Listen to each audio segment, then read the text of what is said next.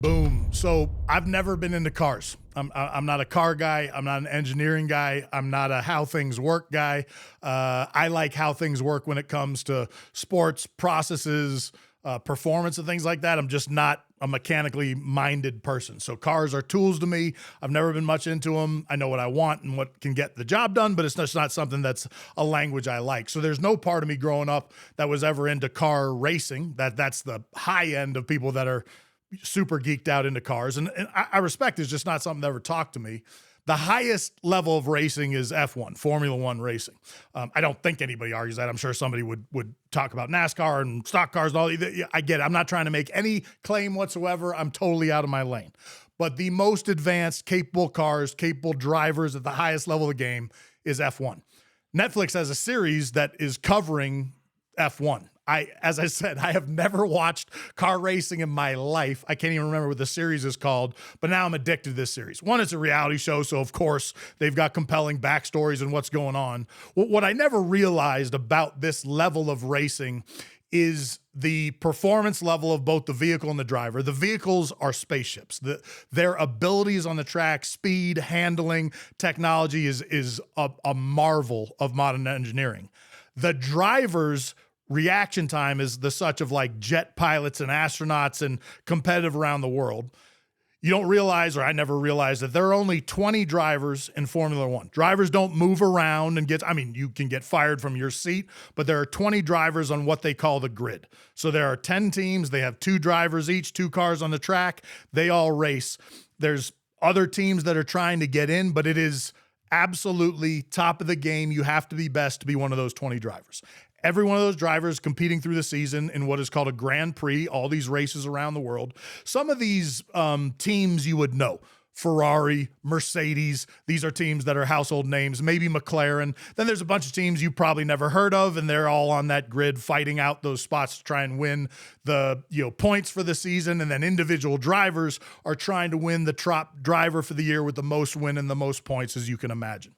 One of the drivers for Ferrari is named Leclerc, and he's from Monaco. Out of all the races in the F1 year, the crown jewel is that Monaco Grand Prix. So there's races in Saudi Arabia and Singapore and multiples in Europe, and we have them in the States now. But without question, if you probably had every single driver vote, you get to win one Grand Prix this year. Which one would it be? 18 would probably say Monaco. It's a city track, so it's not a set track. You're driving through city streets, very little margin for error. It's an exceptionally challenging track. And again, the real jewel in the season. This driver for Ferrari grew up in Monaco. So he is a local. He is the hometown kid. And he has made his way as one of the top 2 Ferrari drivers. So he's one of the best drivers in the world and is highly competitive. And he had raced this Grand Prix, multiple times and never won. And in the last season, they kind of do when it gets to that race, they do a deep dive into his background history. Seems like a great young man, put together, has his head on right, is always focused on doing the right thing. But it was almost like a monkey on his back that he never won this race. And so it really focused in on that. The beautiful thing is, you could tell, had put tremendous pressure on himself. I think everyone in Monaco had put tremendous pressure on him. It become this thing that he can't get over the hump. He puts in all the time, puts in all the energy, gets what's called the pole position, the top spot, holds it. He wins the Monaco Grand Prix. Beautiful moment. You see somebody achieving that dream that just like fires you up to be alive because you see that joy and their energy getting there. It did make me think about one of these things and the difference between the top performers in the world and then the absolute best, the true top people in any discipline. I'm not saying he's not one of those. He is one of those. But there is another driver that, in at least the past couple seasons, that has won a stunning number of races.